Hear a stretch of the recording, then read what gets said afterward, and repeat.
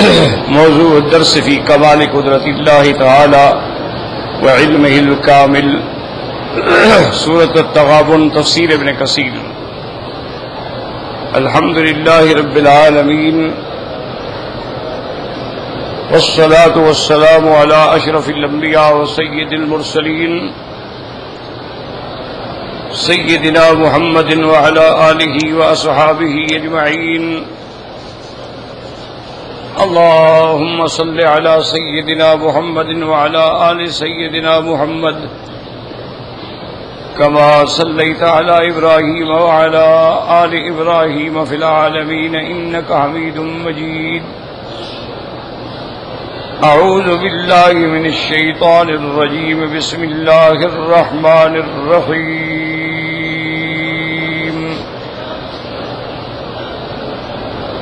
يسبح لله ما في السماوات وما في الأرض له الملك وله الحمد وهو على كل شيء قدير.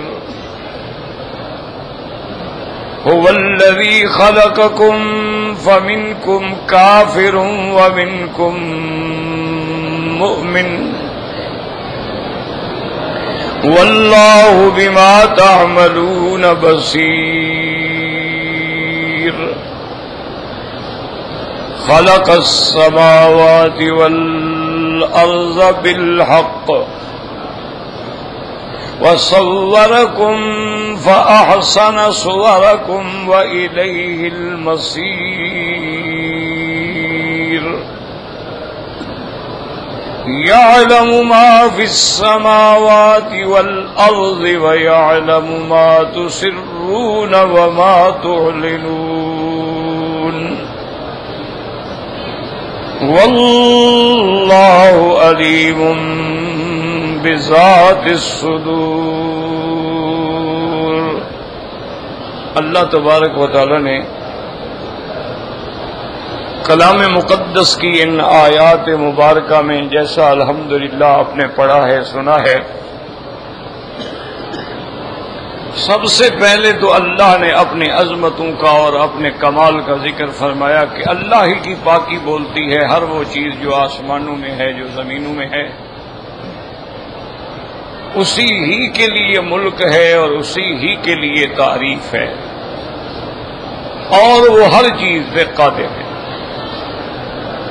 اس کے بعد پھر اللہ تبارک و تعالی نے دلائل دیے کہ کیسے اپنی قدرت کا نمونہ کیا ہے کہ هو الذی خلقکم، وہ ذات ہے جس نے تم کو پیدا کیا. تو تخلیق انسان جو ہے یہ کمال قدرت پہ دلالت کر رہی ہے. فَمِنْكُمْ كَافِرٌ وَمِنْكُمْ مُؤْمِنٌ کا بعض علماء نے فرمایا کہ بعض ماں کے بطن میں سے مومن ہوتے ہیں اور بعد میں بھی مومن ہوتے ہیں، اور بعض ماں کے پیٹ میں ہی کافر ہوتے ہیں اور بعد میں بھی کافر ہوتے ہیں. لیکن یہ بعض ہیں.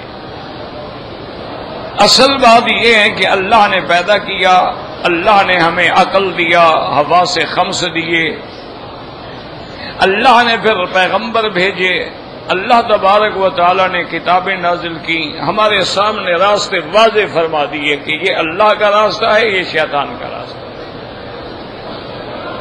تو اب بعض لوگ جو تھے الحمدللہ اللہ نے ان کو توفیق دی، وہ مومن بن گئے، ایمان لے آئے، اور بعض جو تھے وہ کافر بنے. یہ معنی نہیں ہے کہ اللہ نے ان کو زبردستی کافر بنایا ہے، کیونکہ قرآن نے دوسری جگہ خود فرما دیا کہ وَمَنْ شَاءَ مِنْكُمْ فَلْيُؤْمِنْ وَمَنْ شَاءَ فَلْيَكْفُرْ، جو چاہے ایمان لائے، جو چاہے کفر کرے. ہم کسی کو جبر نہیں کرتے ہیں. لا اکراہ فی الدین قد تبین الرشد من الغی. کوئی دین کے اندر جبر و اکراہ نہیں ہے. ہم نے حقیقت کھول دی ہے، اب تمہاری مرضی ہے کیا اختیار کرتے ہیں، اور اسی پہ سزا و جزا ہے کہ جو ایمان اختیار کریں گے اللہ ان کو جزا دیں گے، اور جو کفر پہ رہیں گے اللہ ان کو سزا دیں گے. اور ساتھ یہ بھی بتلا دیا ہے کہ واللہ بما تعملون بصیر، اللہ تبارک و تعالی جو تم کر رہے ہو دیکھ رہے ہیں، ہر چیز ان کے آنکھوں کے سامنے ہے، اس کے آگے کوئی چیز چھپی ہوئی نہیں ہے. لا يخفى عليه خافیہ، لا يخفى عليه شيء في الارض ولا في السماء. اس لیے فرمایا واللہ بما تعملون بصیر۔ اب اس کے بعد پھر دوسری دلیل آتی ہے کمال قدرت پہ کہ خلق السماوات والارض بالحق، کہ اللہ نے آسمانوں اور زمینوں کو پیدا کیا ٹھیک ٹھیک۔ یاد رکھو بالحق کا دو معنی ہیں، ایک معنی ہے کہ اللہ نے جو آسمان و زمین بنائے ہیں بالکل عدل و حکمت سے ٹھیک ٹھیک بنائے ہیں، ان میں کوئی نقص نہیں۔ اسی لیے اللہ تبارک و تعالی کافر انسان کو چیلنج دیتے ہیں کہ تم اپنی نظروں کو دوڑاؤ، ثم ارجع البصر هل ترى من فطور، دوڑاؤ آسمانوں میں، کیا تم دیکھتے ہو کہ کہیں وہ کوئی اس میں سوراخ پیدا ہو گئے ہوں، کہیں بوسیدہ ہو گیا ہو، کہیں ٹکڑا صحیح نہ لگا ہو۔ اور خلق السماوات بغیر عمد، بغیر ستونوں کے اللہ نے اتنا بڑا قبہ جو ہے پوری زمین کے اوپر کھڑا کر دیا ہے۔ اسی لیے اللہ تبارک و تعالی بار بار توجہ دلاتے ہیں کہ افلم ينظروا الى السماء فوقهم، کیا تمہارے اوپر جو آسمان ہے تم اس میں غور نہیں کرتے ہو؟ کیف بنیناها، کیسے ہم نے اس کو بنایا، وزیناها، کیسے ہم نے ان کو زینت دی ہے، ستارے ہیں، چاند ہیں، سیارات ہیں، کہکشاں ہیں، اس کے اندر برج ہیں، ابراج ہیں، منازل ہیں، یہ ساری چیزیں ہم نے کیسی اس کو زینت دی۔ کیف بنیناها وزیناها وما لها من فروج، اور اس میں کوئی بھی سوراخ نہیں ہے۔ تم لاکھ سیمنٹ کی چھتیں ڈالتے ہو پھر بھی کہیں نہ کہیں سے لیکیج ہو جاتی ہے۔ اس کے کمال قدرت پہ نظر ڈالو کہ اس نے کیسے ہمارے اوپر آسمانوں کو بنایا ہے، اور اس کے اندر کوئی آج تک ہزاروں سال گزر گئے لیکن اس میں کوئی نقص نہیں آیا۔ اس لیے اللہ تبارک و تعالی نے فرمایا کہ وہ ذات جو ہر چیز پہ قادر ہے، اور اس کی قدرت کا کمال یہ ہے کہ جس نے آسمانوں کو بنایا اور جس نے زمینوں کو بنایا۔ اسی لیے اللہ تبارک و تعالی فرماتے ہیں کہ اے مشرکو، جو تم میرے سوا غیروں کو شریک بناتے ہو، جن کو تم نے آلہہ بنا رکھا ہے، خدا بنا رکھا ہے، حاجت روا بنا رکھا ہے، مشکل کشا بنا رکھا ہے، جن سے تم مدد مانگتے ہو، نظریں چڑھاتے ہو، ارونی ماذا خلقوا من الارض، ان کو کہو یہ بھی دکھائیں کہ کیا انہوں نے کوئی زمین کا ٹکڑا بنایا ہو، ام لہم شرک فی السماوات، یا جب ہم نے آسمان بنایا تو ان کا بھی کوئی حصہ ہو، انہوں نے بھی کوئی کام کیا ہو، انہوں نے بھی کوئی ٹکڑا لگایا ہو تو بتائے۔ تو جب یہ کچھ نہیں کر سکتے ہیں تو پھر ان کو تم میرا شریک کیسے بنا لیتے ہیں؟ اس لیے فرمایا خلق السماوات والارض بالحق، یاد رکھو بالحق کا معنی ٹھیک ٹھیک بنایا۔ اور بعض علماء فرماتے ہیں خلق السماوات والارض للحق، وہ فرماتی ہیں کہ اللہ تبارک و تعالی نے آسمانوں اور زمینوں کو حق کے لیے بنایا ہے۔ با جو ہے لام کے معنی میں ہے، حق کے لیے کیا معنی؟ اس لیے بنایا ہے کہ یہ عالم ہوگا، یہ دار العمل ہوگا، اس کے بعد دار الجزا ہوگا، حساب ہوگا، کتاب ہوگا۔ ایسے تو نہیں کہ بنا دیا ہے کہ جو مرضی آئے کھاؤ پیو چلو اور بھاگ جاؤ، ایسے تو نہیں اللہ نے تم کو پیدا کر دیا ہے۔ افحسبتم انما خلقناکم عبثا وانکم الینا لا ترجعون، کیا تم یہ گمان کرتے ہو کہ اللہ نے تم کو ایسے پیدا کر دیا بے فائدہ، کوئی حساب نہیں، کوئی پوچھ نہیں، کوئی بات نہیں ہے، کوئی بات ہے، اور تم ہماری طرف لوٹ کے نہیں آؤ گے؟ کیا خیال کر؟ اس لیے فرمایا خلق السماوات والارض للحق وصورکم فاحسن صورکم، اللہ نے فرمایا انسان، اے بنی آدم دیکھو ہم نے تمہاری صورتیں بنائی اور کیسی خوبصورت صورتیں بنائی ہیں۔ تو اس لیے ہمیشہ یاد رکھیں کہ اللہ کی جتنی مخلوق ہے نا، سب سے خوبصورت مخلوق جو ہے وہ انسان ہے۔ اللہ نے انسان کو جو حسن دیا ہے، جو اللہ نے انسان کو قامت دی ہے، اللہ نے انسان کو جو اعضاء دیے ہیں، اللہ نے انسان کو جو عقل دیا ہے، اللہ نے انسان کو جو حواس خمسہ دیے ہیں، کوئی دنیا کی اور مخلوق جو ہے وہ انسان کا مقابلہ نہیں کر سکتی۔ اب دیکھیں بڑے بڑے جانور ہیں، بڑے طاقتور جانور ہیں، اب دیکھیں شیر ہے جس کی دھاڑ سن کے بھی لوگ ڈر جاتے ہیں لیکن گردن جھکا کے پانی پیے، گھوڑا ہے، ہاتھی ہیں، جانور ہیں، سب گردنیں جھکاتی ہیں۔ اللہ نے فرمایا تیری گردن میرے آگے جھکے گی، تم پانی اٹھا کے پیو گے، پانی کے لیے جھکو نہیں، میں نے تمہیں ہاتھ دیے تاکہ تمہارا رکوع، تمہارا سجود، تمہارا جھکنا، تمہارا تواضع، تمہاری نیاز، تمہاری تحیات سب میرے لیے ہے۔ تو سب سے احسن صورت میں، اور کہیں فرمایا لقد خلقنا الانسان فی احسن تقویم، ہم نے انسان کو بنایا ہے کیسے؟ احسن تقویم۔ اسی لیے ایک تاریخ میں واقعہ آتا ہے، بعض لوگوں نے لکھا ہے کہ یہ ہارون الرشید کے زمانے میں ہے اور بعد نے لکھا ہے منصور عباسی کے زمانے میں، اللہ عالم تاریخی باتیں ہیں، کہ ایک وزیر جو تھا وہ اپنے محل کی چھت پہ اپنی بیگم کے ساتھ، چاندنی چٹکی ہوئی تھی، چاند کھلا ہوا تھا اور چھت پہ بیٹھ کے وہ نظارے لے رہے تھے۔ اس کو اللہ جانے کیا سوجی کہ اس نے خوشی میں آ کے، ترنگ میں آ کے کہہ دیا کہ واللہ خدا کی قسم ہے کہ اگر تم اس چاند سے خوبصورت نہ ہو تو تم کو 3 طلاق۔ ایسے منہ میں نکال دیا جیسے ہمارے لوگ ہوتے ہیں، بات میں طلاق طلاق طلاق میں مذاق سمجھا ہوا ہے۔ تو اس کے منہ سے بھی پتہ نہیں کیا نکل گیا ہے، اور بیوی کی خوشامد کرنا چاہتا تھا بھی تم چاند سے بھی زیادہ خوبصورت ہو۔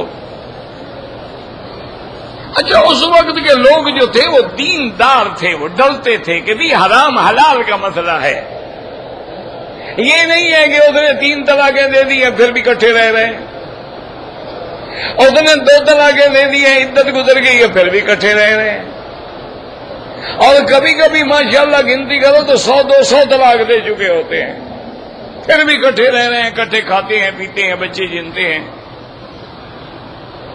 وہ لوگ دین والے تھے، وہ سمجھتے تھے کہ بھی حلال حلال ہے اور حرام حرام ہے۔ اس نے کہا وزیر صاحب اب میری طرف مت دیکھو اور نہ میری طرف آگے بڑھو، تم نے تو مجھے طلاق دے دی، میں کیسے چاند سے خوبصورت ہو سکتی ہوں؟ اور چاند نے ساری دنیا کو منور کیا ہوا ہے، میں تو ایک کمرے میں بھی نور نہیں پھیلا سکتی، چاند سے تو ساری دنیا روشنی حاصل کر رہی ہے، میرے چہرے سے کون روشنی حاصل کرتا ہے؟ تمہیں میں اگر اچھی لگتی ہوں تو کیا ہو گیا؟ طلاق ہو گئی۔ اب جناب وزیر صاحب کو بھی ہوش آیا، اس نے کہا بھی بات تو میرے منہ سے نکل گئی لیکن میں تو پھنس گیا۔ اور اسی طرح ایک مسئلہ بھی سمجھ لو کہ اگر کوئی آدمی مذاق میں بھی بیوی کو طلاق دے دے تو طلاق ہو جاتی ہے، کوئی ڈرامے میں میاں بیوی کا کردار ادا کرے اور پھر اس کو طلاق دے دے وہ طلاق ہو جاتی ہے۔ صریح حدیث مبارک ہے میرے مدنی سرکار رحمت دو عالم صلی اللہ علیہ وسلم کی، فرمایا ثلاثن جدہن جد وحدلہن جد، 3 چیزیں ہیں جن کی حقیقت بھی حقیقت ہے اور مذاق بھی حقیقت ہے، النکاح والطلاق والعتاق، فرمایا ایک نکاح ہے، طلاق ہے اور عتاق ہے۔ یہ عتاق مانا آزاد کرنا، یعنی اگر کسی نے کہہ دیا اچھا جی ٹھیک ہے میں اپنی بیٹی یار تمہارے بیٹے کو دیتا ہوں، بس آج کے بعد وہ تمہاری بہو ہے، اور اس نے کہا اچھا یار ہم بھی قبول کرتے، نکاح ہو گیا۔ وہ کہیں نہیں جناب ہم تو بھائی تھے، آپس میں ہنسی مذاق کر رہے تھے، خوشی کر رہے تھے، کوئی نکاح تھوڑا کر رہے تھے، ہم تو ویسے کہہ رہے تھے، لیکن شریعت میں وہ نکاح ہو گیا کہ ولی الامر نے کہا اور دوسرے ولی الامر نے قبول کر لیا۔ اسی طرح اگر کسی نے غصے میں طلاق دے دی ہے یا کسی نے مذاق میں طلاق دے دی ہے تو طلاق ہے وہ واقع ہو جاتی ہے. اور اسی طرح عتاق ہے. عتاق مانا غلام کو آزاد کرنا. اگر کسی نے مذاق میں بھی کہہ دیا غلام سے کہ یار آج کے بعد تم آزاد ہو گیا. اللہ پاک فرماتے ہیں میں نے تمہیں ایک انسان کا مالک بنایا ہے، تم مذاق کرتے ہو طلاق کے ساتھ. ابغض الحلال عند اللہ الطلاق. اللہ کو سب سے ناپسندیدہ چیز جو ہے وہ طلاق ہے. اور ایک روایت میں آتا ہے کہ جب کوئی مرد عورت کو طلاق دیتا ہے اللہ کا عرش ہل جاتا ہے کہ تم نے کوئی مذاق سمجھا ہوا ہے طلاق. ہمارے ہاں تو اب تماشا بن گیا ہے نا. اور پھر اللہ معاف کرے طلاقیں بھی پکی 3 دے دیں گے کہ جس کے بعد حل ہی کوئی نہیں ہے. فلا تحل له من بعد حتى تنكح زوجا غيره. پھر مسئلے پوچھیں گے، پھر مولویوں کو لڑائیں گے جی یہ 3 بنتی ہیں یا 1 بنتا ہے. میں نے غصے میں کہا تھا، میں نے ایک وقت میں کہا تھا، میں نے 1 دفعہ کہہ دیا تھا. اللہ کے بندے حلال حرام کا مسئلہ ہے. تو اس لیے ہمیشہ یاد رکھیں کہ اب وزیر صاحب کو ہوش آیا. اس نے بادشاہ سے کہا کہ جناب میں ایسے کہہ بیٹھا ہوں. بادشاہ نے کہا ٹھیک ہے اب علماء سے مسئلہ پوچھو. اب یہ حل بادشاہ تو نہیں کر سکتا ہے نا، یہ تو شریعت کا مسئلہ ہے. تو مولوی صاحبان کو بلایا گیا. اور آپ جانتے ہیں مولوی بھی ہر دور میں کچھ سرکاری ہوتے ہیں، کچھ درباری ہوتے ہیں، کچھ حلوائی ہوتے ہیں، کچھ فدائی ہوتے ہیں. اصل علماء جو ہیں وہ تو علماء ہیں. ان کے پاس ہم نہیں جاتے. وہ بیچارے اپنے مسجدوں میں، مدرسوں میں قال اللہ و قال الرسول میں اپنی زندگیاں گزار رہے ہیں. نہ سیاست سے تعلق ہے، نہ پارٹی سے تعلق ہے، نہ کسی کے کل خانیوں سے تعلق ہے، نہ جمعراتوں سے تعلق ہے. وہ تو رات دن بس ایک دھن ہے لگی ہے، یا قرآن پڑھا رہے ہیں، حدیث پڑھا رہے ہیں. ان کے بعد ہم کبھی نہیں جاتے.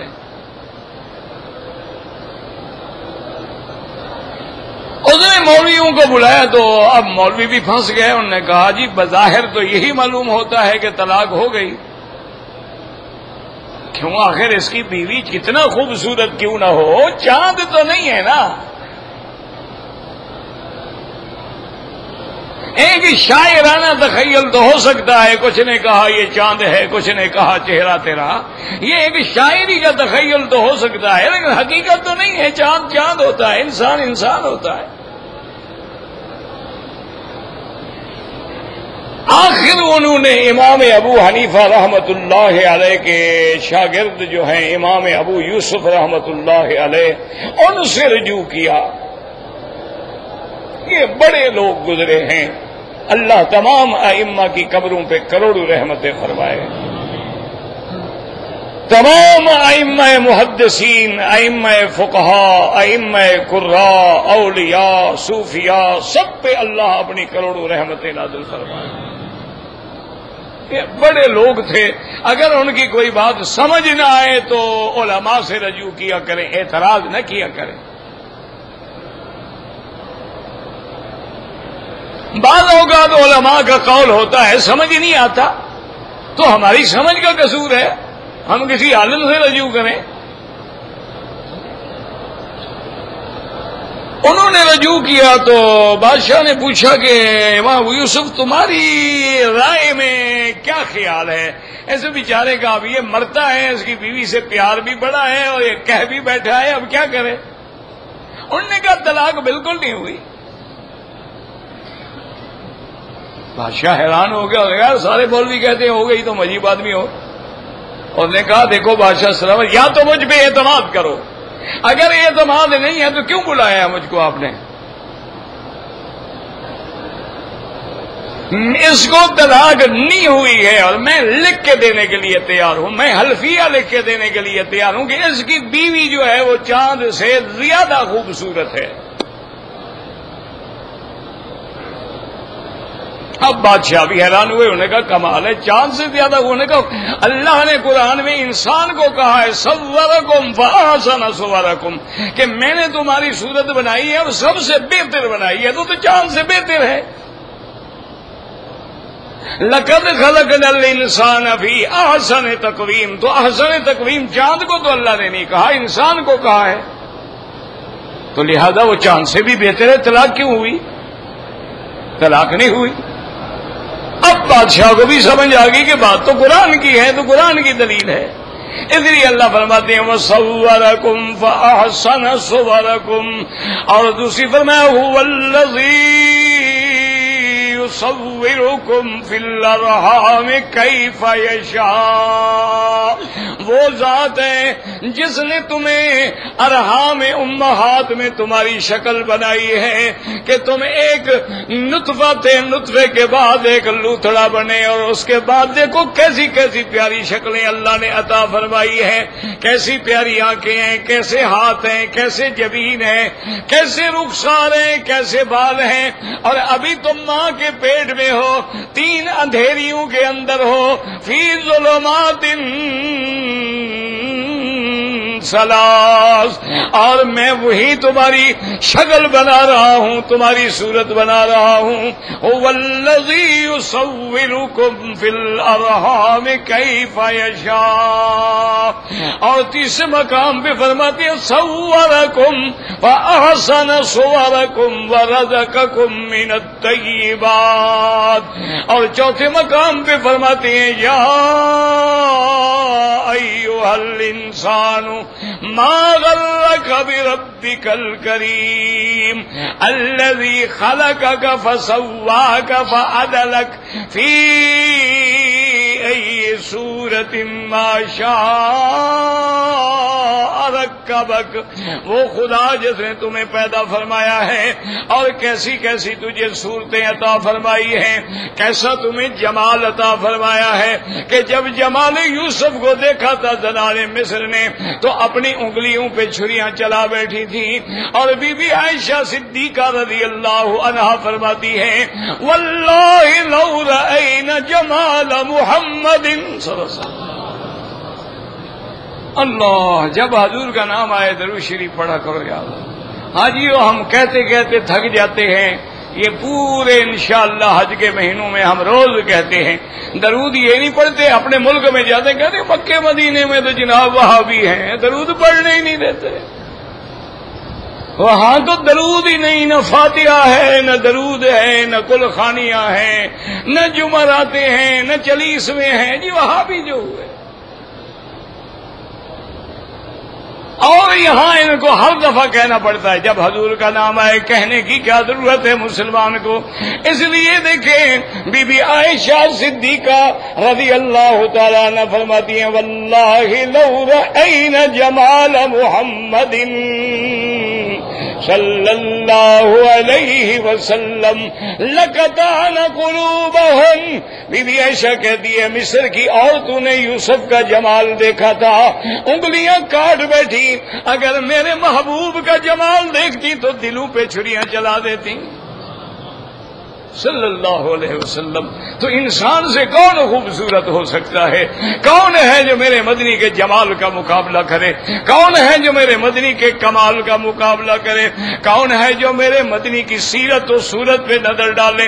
او شان والا انسان انگلی اٹھائے تو چاند دو ٹکڑے ہو جائیں، اور تھوک ڈالے تو کڑوے کنویں میٹھے بن جائیں. ایسا کوئی اور ہے؟ تو انسان ہے نا، بشر ہے نا، سید البشر ہے نا، ابن آدم ہے نا، سید ولد آدم ہے. اس لیے اللہ نے فرمایا صورکم فاحسن صورکم. اور آگے یہ بھی بتا دیا کہ صورتوں کے ناز میں نہ آ جانا، اپنے حسن و جمال کی عقل میں نہ آ جانا. وَإِلَيْهِ الْمَصِيرُ، تم نے میری طرف لوٹ کے آنا ہے، مجھے حساب بھی دینا ہے. کہ تم نے اپنے حسن کو کہاں خرچ کیا ہے؟ بازاروں میں خرچ کیا ہے، فحاشی میں خرچ کیا ہے، اوریانی میں خرچ کیا ہے، عیاشی میں خرچ کیا ہے، یا اپنے حسن پہ حجاب ڈال کے اپنے اللہ سے ڈر کا مظاہرہ کیا ہے؟ اس لیے فرمایا وَإِلَيْهِ الْمَصِيرُ۔ اچھا یاد رکھو کہ یہاں ایک سوال پیدا ہوتا ہے، بعض مستشرقین نے سوال کیا ہے کہ بعض بندے تو ایسے ہوتے ہیں جو بڑے بدصورت ہوتے ہیں، بعض ایسے بندے ہیں کالی شکل ہے، چھوٹا قد ہے اور چیچک کے داغ ہیں اور چہرہ بگڑا ہوا ہے، ہونٹ موٹے ہیں، کان بڑے ہیں، اور تو بڑے دیکھنے میں بندے کو ڈر لگتا ہے، تو وہ احسن صورکم کیسے ہوئے؟ وہ کہتے ہیں کہ جناب اللہ فرماتے ہیں ہم نے سب سے تمہیں تو بہتر صورت بنائی ہے، تو کتنے انسان ہیں جو بدصورت ہیں؟ کتنے انسان ہیں جو اتنی بدحیت ہوتے ہیں کہ جن کو دیکھتے ہوئے بھی ڈر لگ جاتا ہے آدمی کو؟ تو یہ احسن صور کیسے ہوا؟ علماء نے جواب دیا کہ بالکل انسانوں کا مقابلہ کرنا ہے تو ساری مخلوقات سے کرو، وہ بدصورت کتنا ہو لیکن گدھے گھوڑے سے تو بہتر ہے، لاکھ دفعہ بدصورت ہو، اس کے اندر جو خصوصیات ہیں وہ کسی گدھے میں، کسی گھوڑے میں، کسی شیر میں، کسی چیتے میں، کسی جانور میں، کسی پرند میں، کسی چرند میں ہے تو نہیں ہے، تو مانا اچھا ہوا نا، وہ باقی سے تو اچھا ہوا نا۔ اب یہ الگ بات ہے کہ بعض انسان ایک دوسرے سے زیادہ جمال والے ہوتے ہیں، ایک دوسرے سے زیادہ خوبصورت ہوتے ہیں، بعض متوسط ہوتے ہیں، بعض طویل القامت ہوتے ہیں، بعض متوسط ہوتے ہیں۔ اور میرے مدنی کے بارے میں سب اب کہہ دو صلی اللہ علیہ وسلم، میرے مدنی کے بارے میں ایک صحابی نے کیا بات کی، اللہ اکبر۔ ایک صحابی سے کسی نے پوچھا کہ یار ذرا مجھے حضور کا حلیہ تو بتاؤ۔ اس نے کہا یار کیا کہتے ہو؟ کان الشمس تجری فی وجہہ، معلوم ہوتا تھا حضور کے چہرے میں سورج دوڑ رہا ہے۔ اسی لیے حضور کا چہرہ دیکھنا آسان نہیں ہوتا تھا۔ لاکھوں صحابی ہیں لیکن حضور کا حلیہ بیان کرنے والے 10 صحابہ ہیں صرف۔ کیوں؟ ادب ہے، نظر اٹھا کے نہیں دیکھ سکتے تھے، جمال محمد ہے صلی اللہ علیہ وسلم۔ یہ شان والا ابو بکر عمر تھا، کانا ینظران الیہ وکان ینظر الیہما ویبتسم۔ صحابہ کہتے ہیں یہ خوش نصیب ابو بکر و عمر تھے جن کی طرف حضور بھی دیکھتے تھے اور یہ حضور کو دیکھتے تھے اور حضور مسکراتے تھے، باقی تو نظر نیچے ہوتی تھی، جرأت ہی نہیں ہے دیکھنے کی، طاقت ہی نہیں ہے۔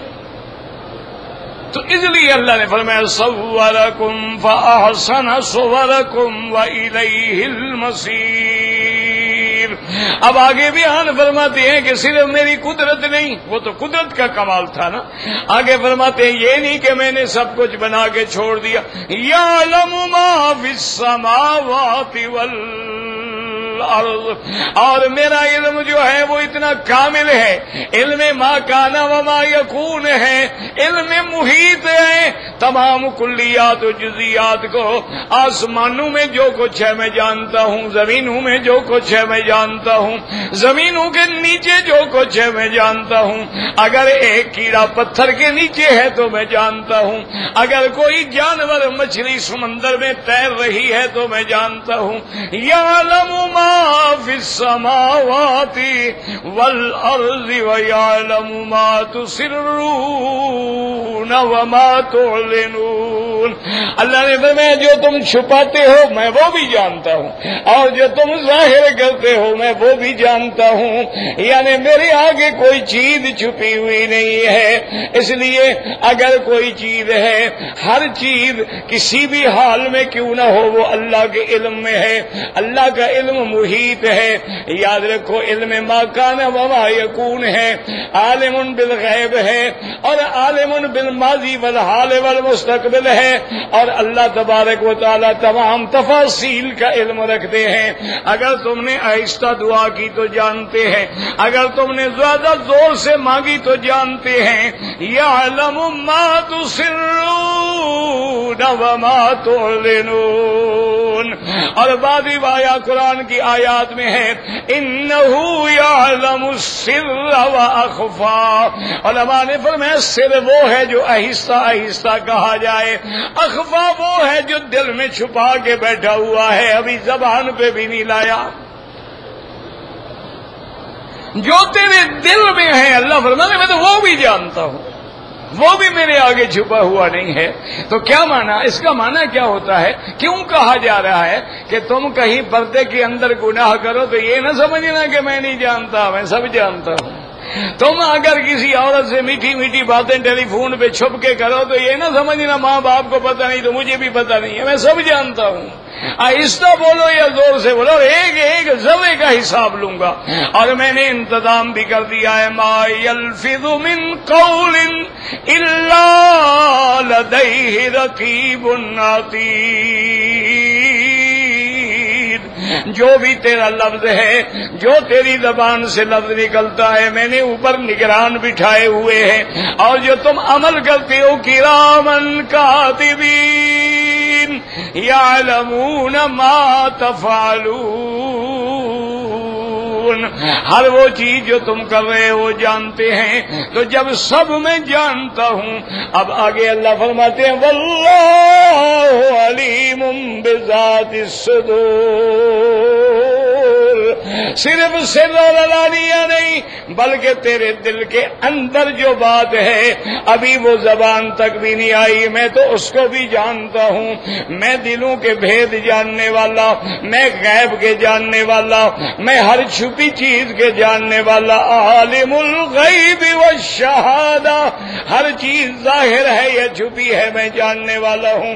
تو یاد رکھو مسلمانوں، یہ عقیدہ رکھو کہ قدرت کاملہ کا مالک بھی اللہ ہے اور علم کامل کا مالک بھی اللہ تبارک و تعالیٰ کی ذات ہے. نہ اس کی قدرت کا کوئی مقابلہ ہے، نہ اس کے علم کا کوئی مقابلہ ہے. اللہ نے انبیاء بھیجے، رسول بھیجے، سب کو اللہ نے علم دیا ہے، لیکن اللہ کے علم کے مقابلے پہ کسی کا علم نہیں ہے. اللہ کا علم جو ہے وہ تو محدود ہی نہیں ہے، انسان کا علم جو ہے وہ محدود ہے. تو اللہ نے اس میں اپنی صفات کا بھی ذکر فرمایا، اپنی قدرت کا بھی ذکر فرمایا اور اپنے علم کا بھی ذکر فرمایا. زندگی باقی تو انشاءاللہ بات باقی. آپ کے سوال بہت بچ جاتے ہیں.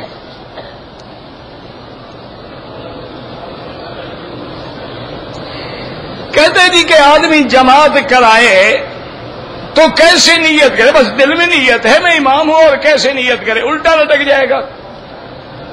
کیا عجیب بتائیں لوگوں نے دماغ خراب کیا ہوا ہے. یہ جو تم نیتیں کرتے ہو یہ تو بدعت ہے کہ 4 رکعت نماز عشاء برائے خدا بوقت 8:30 بجے بروز منگل پیچھے اس امام کے اس امام کے اس امام کے، اللہ اکبر. یہ تو بدعت ہے، گناہ ہے. یہ کس نے کہا ہے آپ کو کہ نیت ہے؟ امام فاتحہ ختم کر دیتے، یہ بدبخت نیت کر رہا ہے. عجیب آدمی ہو بھائی. اب تم کون سی نماز کے لیے بیٹھے ہو؟ یہی نیت ہے بس، اللہ اکبر، ختم ہوگی بات. یہ تو زبان سے استحضار ہے. علماء نے لکھا ہے کہ چونکہ آج کل آدمی جو ہے دین کی طرف رغبت نہیں ہوتی تو چلو کہہ دیں 4 رکعت عشاء پڑھ رہا ہوں تاکہ اس کو یاد تو ہو کہ مغرب تو نہیں پڑھ رہا، عشاء پڑھ رہا ہوں. ورنہ یہ نیت نہیں ہوتی. مقام النیت القلب، نیت دل میں ہوتی ہے. جب تم ادھر سے اٹھے ہو کہ طواف کے لیے جا رہا ہوں، بس نیت ہو گئی. اگر تمہاری نیت نہ ہوتی تو تم طواف کے لیے کیوں جاتے؟ حجر اسود کے سامنے آئے بسم اللہ اللہ اکبر، بات ختم ہو گئی. ایک کھڑے ہیں جی اللہم انی ارید طواف بیتک الحرام 7 اشواط فیسرہ لی فتح. یہ تو بدعت ہے. کبھی نہ حضور نے فرمایا ہے نہ صحابہ نے فرمایا ہے.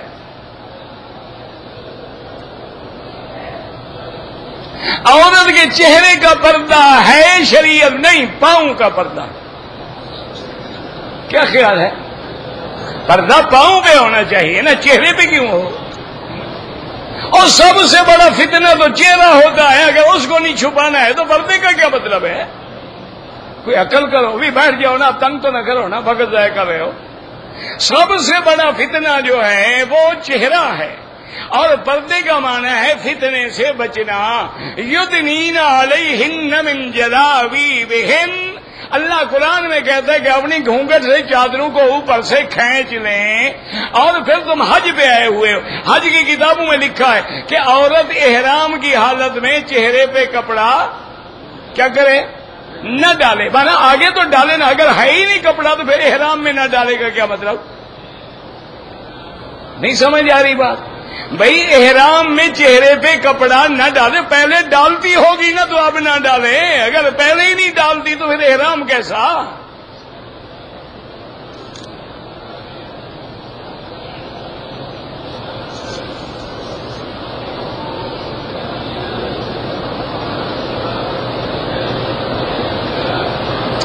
ایک آدمی کی ماں نے حج کیا تھا، وہ یار جو گزر گیا بس اللہ قبول فرمائے. اب مسئلے پوچھ رہے تھے کیا ہو جائے گا.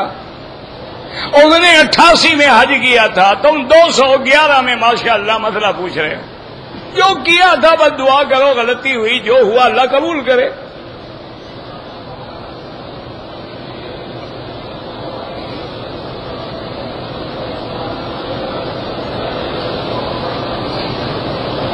اگر آپ کی بیوی نے احرام حیض کی حالت میں نیت کر لی تھی، بالکل ٹھیک کیا. یہاں آنے کے بعد بیٹھ گئی، دن گزر گئے، تسلی ہو گئی، پاک ہو گئی، غسل کر کے عمرہ کیا، بعد میں احساس ہوا کوئی حرج نہیں. کبھی کبھی گرمی سے بھی خون بعد میں آ جاتا ہے، چلنے سے پھرنے سے. چونکہ عورتیں چلنے پھرنے کی عادی تو ہوتی نہیں ہے نا.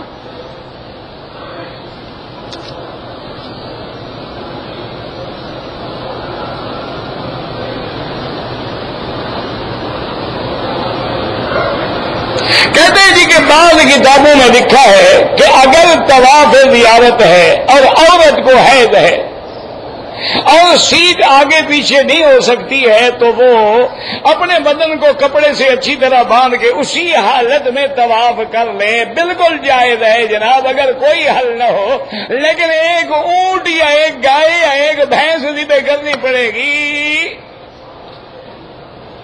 تو اتنے کی نئی ٹکٹ کیوں نہ خرید لو؟ جانے دو اس ٹکٹ کو. بھائی 2500 ریال کا اونٹ ملے گا انشاءاللہ، تو 2500 ریال کی 1200 ریال کی ٹکٹ مل جائے گی. اگر پہلی ٹکٹ آپ پہ ہے تو 200 یا 300 ریال جرمانہ کر کے اسی کو آگے بڑھا دیں گے. تو کیوں پریشان ہو؟ یا پھر لیڈی ڈاکٹر سے مشورہ کر کے حج سے پہلے گولیاں استعمال کریں تاکہ ان دنوں میں حیض ہی نہ آئے.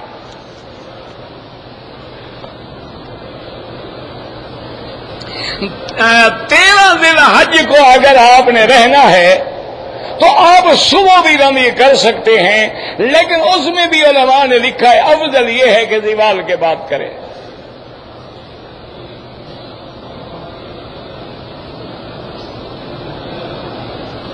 اگر ایک آدمی نے طواف زیارت کر لیا ہے لیکن 11 یا 12 کو آ کے طواف وداع کر کے واپس مینا چلا جائے، جب مکے میں رہ رہے ہو، مینا اور مکہ تو حرم ہے نا، پھر وداع کا کیا معنی؟ وداع کا معنی یہ ہے ان یکون آخر العہد بالبیت الطواف، آخری کام یہ ہو کہ طواف الوداع کرو اور جاؤ.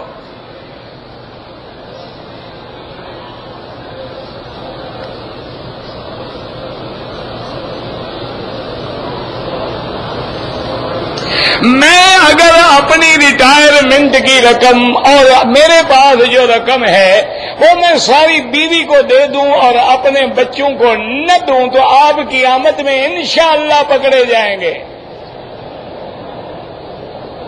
اللہ نے پہلے اولاد کا حق رکھا ہے، یوصیکم اللہ فی اولادکم للذکر مثل حظ الانثیین. اللہ نے پہلے لڑکے لڑکیوں کا ذکر کیا ہے. ہاں تم ان کو حصہ دے دو، وہ خوشی سے ماں کو دے دیں، کوئی بات نہیں. تم کو بھئی یہ تمہارا حصہ ہے، مجھ سے لے لو. اب تم خود برسر روزگار ہو، چاہو تو ماں کو دے دو، وہ چاہیں تو دے دیں، نہ چاہیں تو. یہ تو نہیں نا کہ پہلے جب تم ان کو نہیں دو گے تو وہ کیا کریں گے؟ وہ تو چپ ہو جائیں گے بیچارے.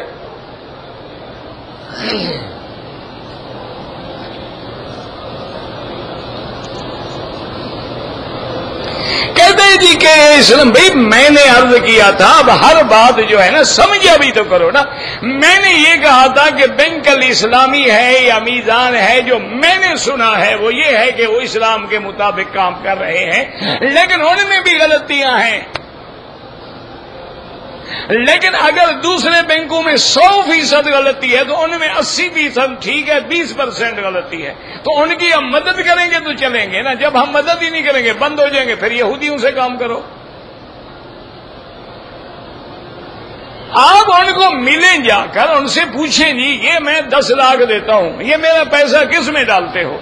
وہ آپ کو بتائیں گے کہ جی ہم یہ پیسہ آپ کا فلاں کاروبار میں ڈال رہے ہیں، اس میں نفع بھی ہو سکتا ہے نقصان بھی ہو سکتا ہے، ہم پراپرٹی خرید رہے ہیں، ہم کوئی بلڈنگ کھڑی کر رہے ہیں، ہم کوئی پلازا بنا رہے ہیں، ہم نے کوئی ٹھیکہ لیا ہوا ہے، تو اس میں آپ کا حصہ ڈال دیں گے ہم، اور جتنا پیسہ ہوگا اتنا سہم آپ کا ہوگا.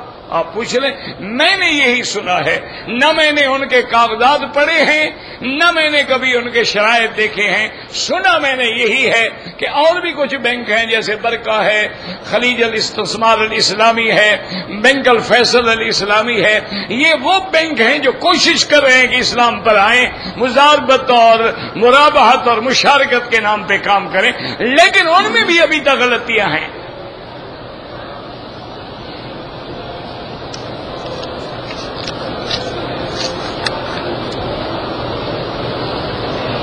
کہتے جی کہ میت کو قبر میں دفن کرنے کے بعد قبر پہ جو مولوی اذان دیتے ہیں، زندوں کو تو نماز پڑھائی نہیں، مردے کو پڑھوانے آئے ہیں. ماشاءاللہ. اذان زندوں کے لیے ہوتی ہے کہ مردوں کے لیے ہوتی ہے؟ بھائی اذان کہتے ہو حی علی الصلاۃ، زندہ ہو تو آؤ گے نا، مردہ کہاں آئے گا؟ مسجد آئے گا. اچھا کہتے ہیں جی اذان اس لیے دے رہے ہیں کہ شیطان بھاگ جائے. تم نے دیکھا شیطان وہاں کھڑا ہے، اس کو بھگا رہے، تم جو کھڑے ہو کیسے آئے گا قریب؟ یہ خالص بدعت ہے. قبر میں سورۃ یاسین پڑھنا یا قبر میں عہد نامہ رکھنا، اگر ایسے بندے چھوٹ جاتے تو پھر تو نہ حج کی ضرورت ہے نماز کی. ایک مولوی کو پیسے دے دو، جب تمہیں دفن کرے گا عہد نامہ رکھ دے گا اندر. یار کیوں اللہ کے ساتھ بھی ڈرامے کرتے ہو؟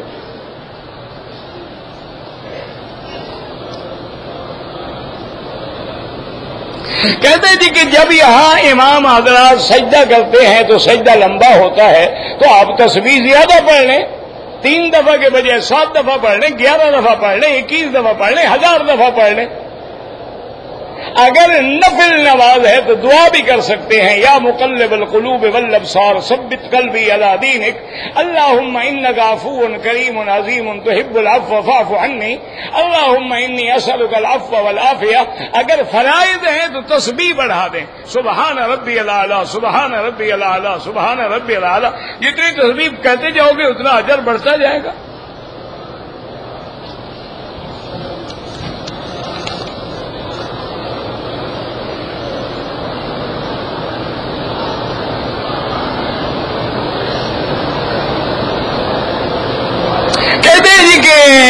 مدینہ منورہ میں جب جائیں تو اپنے ایمان کی تجدید کریں، کلمہ پڑھیں. مسلمان ہی نہیں ہو تو مدینہ کیا کرنے جا رہے ہو؟ نہیں، اگر مسلمان ہی نہیں وہاں جا کر ہم نے دوبارہ کلمہ پڑھنا ہے تو یہ جو عمرہ وغیرہ کیا یہ کافر بن کے کیا ہے ہم نے. اب کوئی عقل ہے کیا ہے؟ وہ جو بات ہے نا وہ الگ بات ہے، وہ مولوی صاحب سمجھے ہی نہیں ہیں. وہ یہ ہے کہ وہاں آدمی اپنے اللہ سے کہتا ہے مولا اس مقام پہ آگے جس نبی نے ہمیں توحید کا سبق دیا تھا، میں تیرے آگے پھر اپنی توحید کی شہادت دیتا ہوں، لا الہ الا اللہ محمد الرسول اللہ، اشہد ان لا الہ الا اللہ واشہد ان محمد الرسول اللہ. یہ مانا نہیں کہ ہم اس وقت اسلام لائیں گے، مسلمان ہیں الحمدللہ، تبھی تو مکے آئے ہیں، تبھی تو ہم مدینے جا رہے ہیں. حضور پاک کے روضہ مبارک میں جب جائیں سب سے پہلے غسل کریں، پاک کپڑے پہنیں، خوشبو لگائیں، مسجد میں جا کے 2 رکعت تحیت المسجد پڑھیں. ادب سے چلتے چلتے چلتے جب سامنے جائیں تو الصلاۃ والسلام علیک یا رسول اللہ، الصلاۃ والسلام علیک یا حبیب اللہ، یا جو بھی یاد ہو اس کے بعد حضرت ابو بکر، حضرت عمر، پھر کعبے کی طرف رخ کر کے اللہ سے دعا مانگیں۔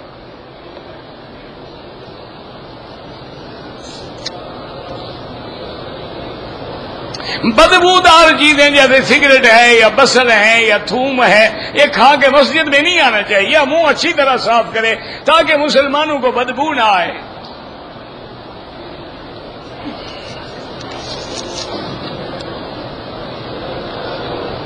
حضور سے دعا نہیں مانگنی، دعا اللہ سے مانگنی ہے کہ یا اللہ ہمیں اپنے نبی پاک کی شفاعت نصیب فرما۔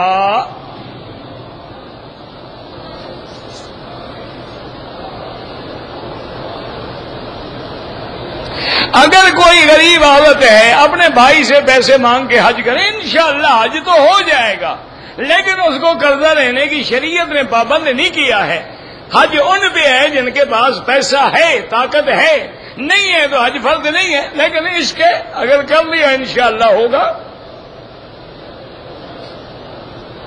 کہتے جی کہ اولاد میں وقفہ کرنے کے لیے ٹیکہ لگواتے ہیں کہ 2 سال بچہ پیدا نہ ہو، کوئی حرج نہیں۔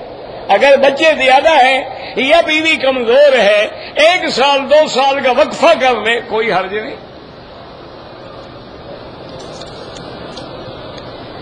زندہ آدمی کے لیے کوئی عمرہ نہیں، آپ اپنے لیے کریں، ان کے لیے دعا کریں۔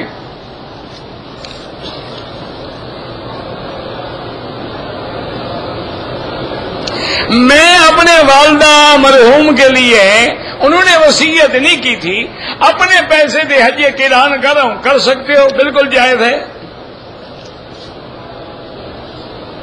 جو لوگ صحابہ کے بارے میں بغض رکھتے ہیں ان کے ایمان میں شک ہے۔ اللہ نے کہا رضی اللہ عنہم ورضوا عنہ، میں ان سے راضی وہ مجھ سے راضی، تو جو بغض رکھے مانا اللہ کے اس آیت کے مخالف ہے۔ نمازی کے آگے نہ گزرا کریں، مجبوری ہو تو سجدے کی جگہ سے دور گزریں۔ کہتے کہ مقام ابراہیم میں جو حضرت ابراہیم کے پاؤں کے نشان ہیں، حجر اسود جنت کا پتھر ہے، بوسہ دینا سنت ہے۔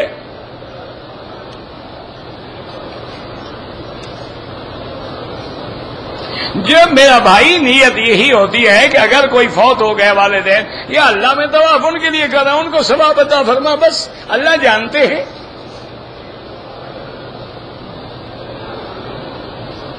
وہ میں نے پہلے بتا دیا ہے۔ دوران طواف اگر ہم اردو میں دعا کریں بالکل کر سکتے ہیں، ہر زبان میں کر سکتے ہیں۔ میری 5 سال کی نمازیں ادا نہیں ہوئی ہیں تو 1 نماز لاکھ کی ہو جائے گی، پھر تو باقی بھی نہ پڑھیں، 1 پڑھ کے گھر جاؤ، لاکھ گنا ثواب ہوگا، لاکھ کا عدد نہیں پورا ہو جائے گا۔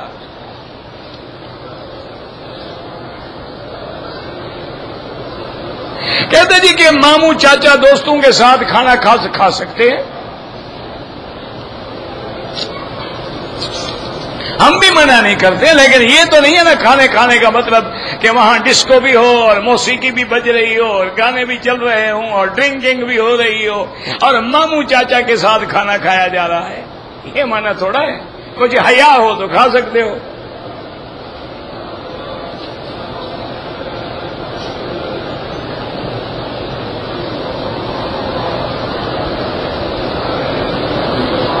کہتے جی کہ میں نے عمرے کا احرام باندھا ہوا تھا، گاڑی میں بیٹھا ہوا تھا تو نیند کے جھونکے آ رہے تھے، اس سے وضو نہیں ٹوٹتا، ٹھیک ہے عمرہ۔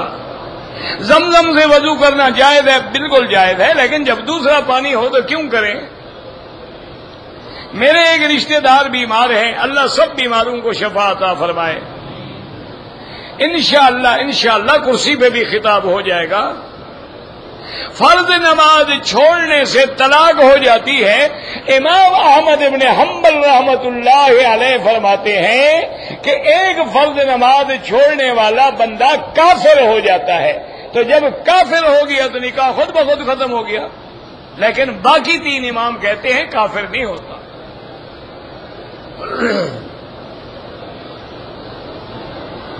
اگر ہم مینا سے تیسرے دن فجر کی نماز ادا کر کے چلے جائیں تو بڑے دن کی کنکریاں بالکل، تیسرے دن اگر رہو گے تو 13 کو بھی کنکریاں مارو گے، یا پھر 12 کی کنکریاں مار کے واپس آ سکتے ہو۔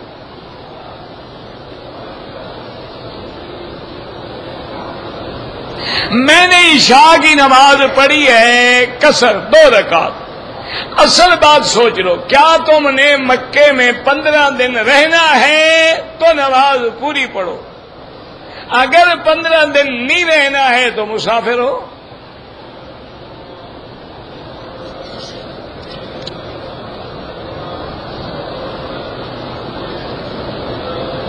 میں نے اپنا 2006 میں حج کیا تھا ماشاءاللہ، تو 12 کی کنکریاں مغرب کے بعد ماری تھی، کوئی حرج نہیں۔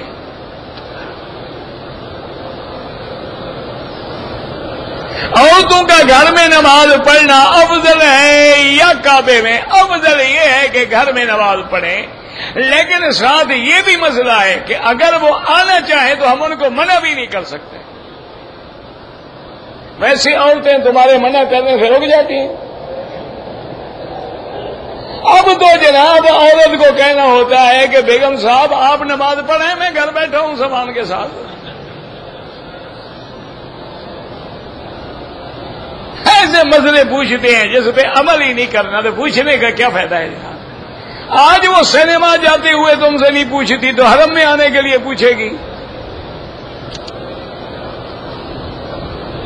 مجھے بال گرتے ہیں، گرتے رہیں، وہ اللہ کے ہاتھ میں، تمہارے ہاتھ۔ مانا ہے کہ خود عمرے کی حالت میں بال نہ کاٹو احرام میں، یہ تھوڑا گر جائے تو گر جائے۔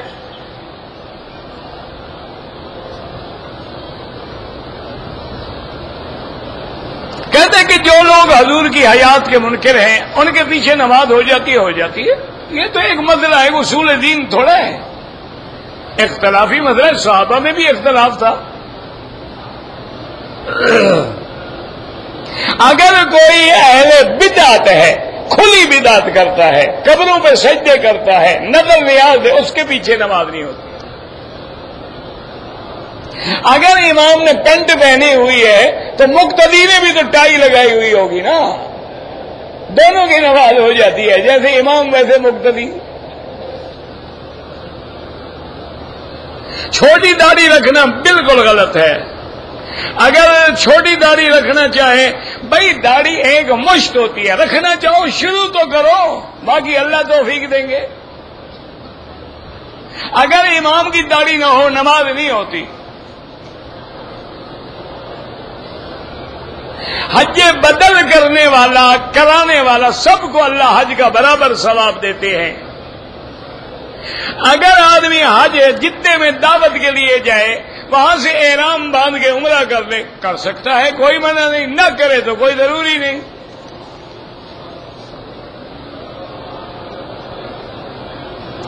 تایا آزاد بھائی، یار مجھے کوئی سمجھ نہیں آیا، چاچے کا بیٹا تایا آزاد کیا ہوتا ہے؟ اب وہاں سے جدہ آیا ہوں، جمعہ کو مغرب کی نماز حرم نہیں ادا کیا، 1 سال پہلے عمرہ کیا تھا، اب احرام نہیں پہنا۔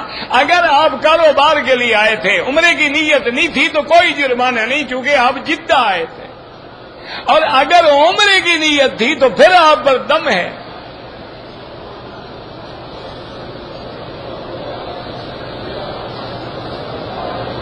کہتے جی کہ عرفات میں، بھائی عرفات میں ہم نے مغرب تک رہنا ہے، مغرب سے پہلے نہ نکلو۔ اگر بسیں دیر ہو جائیں، رات کے 12 بجے بھی نکلو تو بعد میں نکلنا تو جائز ہے نا، پہلے ہی نہیں نکلنا ہے۔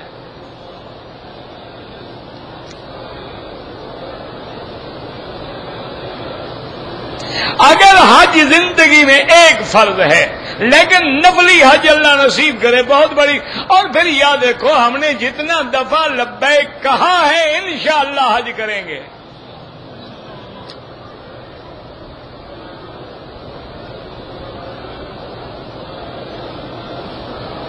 حج سے پہلے آپ عمرہ کریں، کوئی اختلاف نہیں ہے، حنفیوں میں بھی اختلاف نہیں ہے۔ ایسے خامخواہ ایک مسئلہ پڑھ لیتے ہو، باقی نہیں پڑھتے۔ فتویٰ علی قول صاحبین ہے کہ عمرہ مستقل عبادت ہے، جتنے عمرے کرنا چاہے کر سکتا ہے۔ میرے والد بیمار ہیں، اللہ ہر بیمار کو شفا عطا فرما۔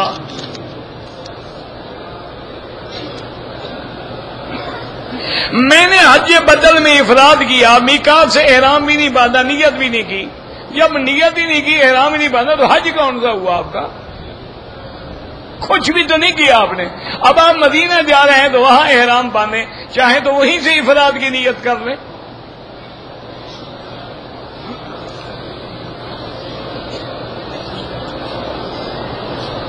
بھائی جو لوگ حج کریں شرعاً انشاءاللہ، جو بھی عرفات پہنچ گیا حج ہو جائے گا۔ باقی نظام ملک اسلامی کا بھی خیال رکھیں، اگر یہ سب کو اجازت دے دیں تو کسی حاجی کا بھی حج نہیں ہوگا۔ یہاں اتنے لوگ آ جائیں گے کہ لوگ نعوذ باللہ مر جائیں گے۔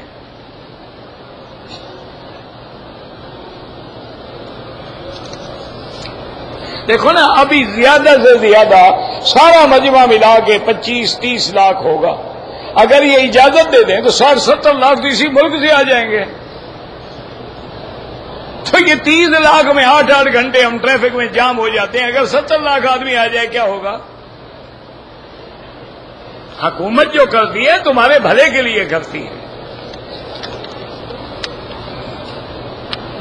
بینک میں اگر ہم رقم جمع کریں، بھائی بینک والے بالکل قربانی کرتے ہیں، بالکل 100% قربانی کرتے ہیں، لیکن حنفی مسلک میں ترتیب ضروری ہے، وہ ترتیب نہیں کر سکتے۔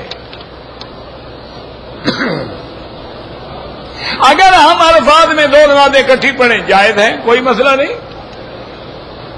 اگر اپنا حلق خود کریں وہ بھی جائز ہے۔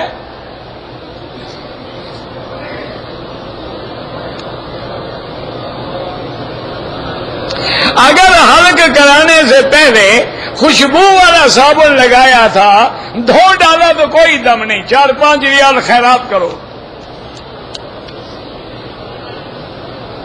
حالت ایام میں عورت نہ نماز پڑھ سکتی ہے، نہ طواف کر سکتی ہے، باقی اللہ کا ذکر کرے۔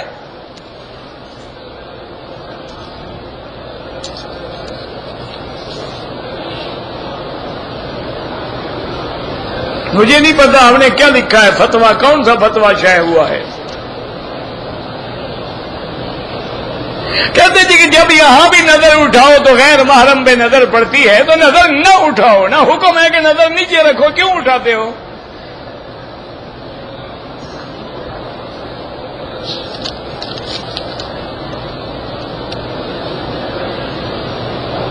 بابا جو گروہ ہیں نا، آپ گروہوں کے چکر میں نہ پڑیں۔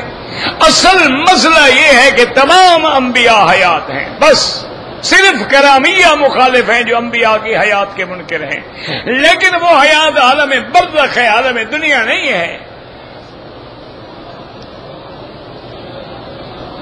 اور وہ مبارک آسمانوں بھی ہو تو تعلق قائم ہوتا ہے۔ ایک موبائل آپ کے ہاتھ میں ہے، سیٹلائٹ کہاں کھڑا ہے، آپ تعلق بنا سکتے ہیں، خدا نہیں بنا سکتا۔ عجیب بات ہے بھائی۔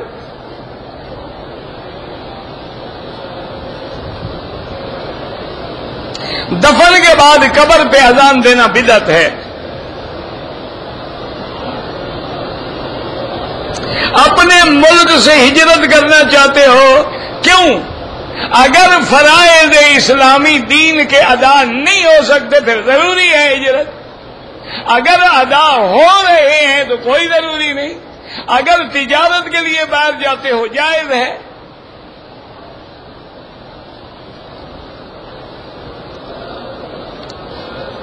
طواف الوداع آخری دن جس دن جانا ہو، مدینے پاک سے جب واپس آئیں گے آپ پھر بھی عمرہ کر سکتے ہیں۔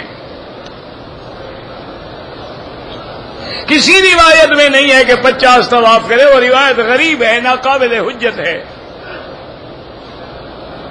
مزدلفہ کی رات میں سونا بھی عبادت ہے اور جاگنا بھی عبادت ہے۔ حضور پاک نے مزدلفہ کی رات نیند بھی فرمائی ہے، تو نیند کرنا بھی سنت ہے۔ اگر 2 طواف اکٹھے کریں بعد میں 2 رکعت پڑھ لیں بالکل جائز ہے۔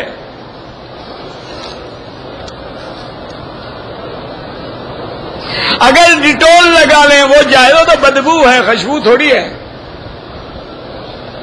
عورتیں حرم میں ہیں تو جنازہ پڑھ سکتی ہیں، بالکل پڑھ سکتی ہیں۔ بعض لوگ حضور کے روضے کے سامنے سپیکر کھول لیتے ہیں اپنے موبائل کا، بالکل بے ادبی ہے۔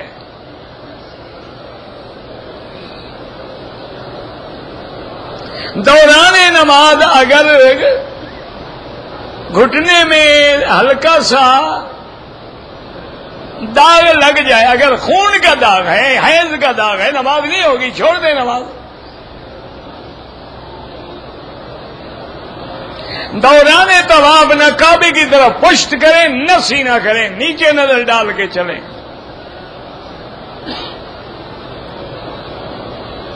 اگر منفی مسلک میں مغرب کی اذان کے بعد 2 رکعت طواف پڑھ لیں، بالکل جائز ہے۔ اللہ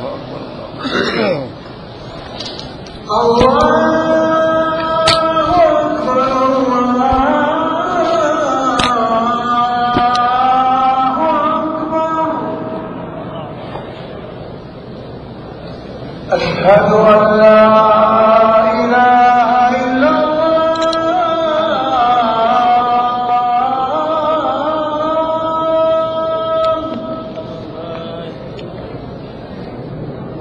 أشهد أن